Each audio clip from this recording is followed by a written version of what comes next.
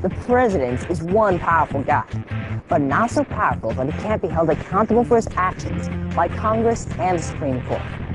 This is the carefully devised plan of our founders to limit power by dividing it among several branches of government. June 17, 1972. 5 men break into the Watergate apartment complex in Washington, D.C. Their mission? To wiretap phones, bug offices, and photograph files at the Democratic Party national headquarters.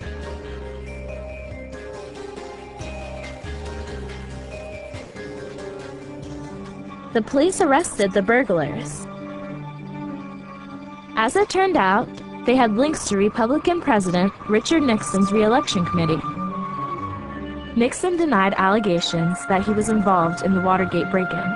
But during a 2-year Senate investigation, it became known that Nixon had secretly tape-recorded all personal conversations in the Oval Office. He refused to release all the tapes, claiming they were irrelevant to the investigation.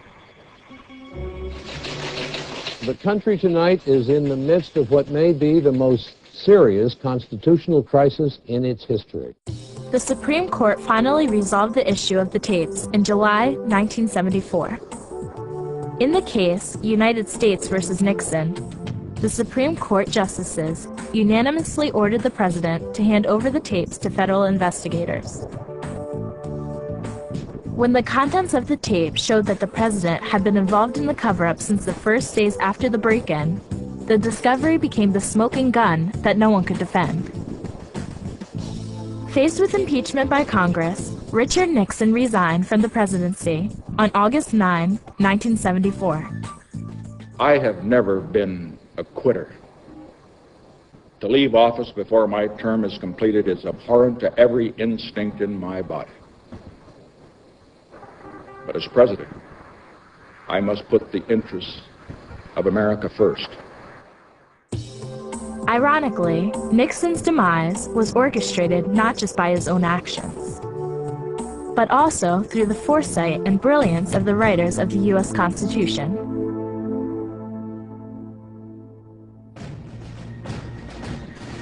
(1787). The founders of our nation meet in the East Room of the old Pennsylvania State House in Philadelphia. It is the same room where the Declaration of Independence had been signed a decade earlier. Here, the nation's founders would draft the Constitution of the United States. They faced a monumental task in drafting this document. They were not just codifying a new body of laws. They were drafting a plan for a radically new form of government. The men who wrote the Constitution wanted to create a government strong enough to ensure national interests, but limited enough to protect personal liberty. Separation of powers was a theory first proposed by the French philosopher Charles de Montesquieu. But our nation's founders wisely decided that separating governmental powers would not be enough.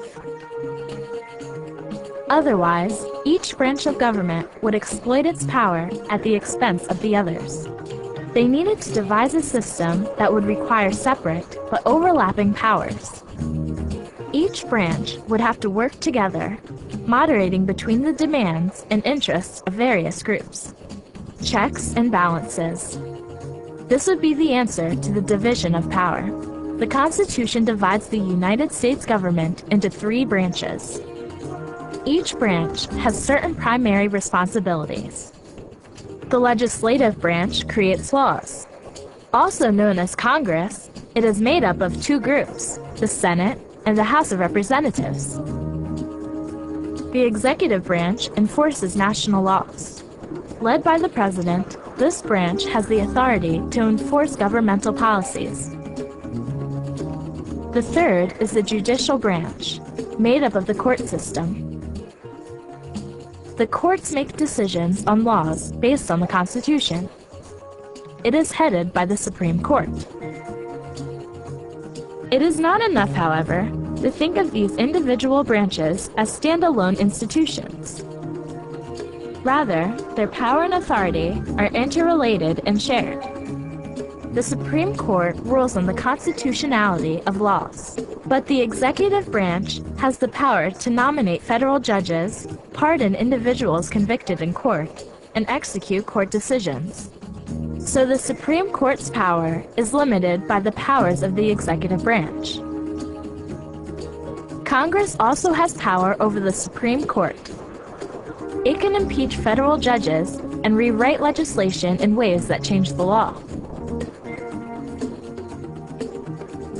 But the Supreme Court also has power over the executive and legislative branches.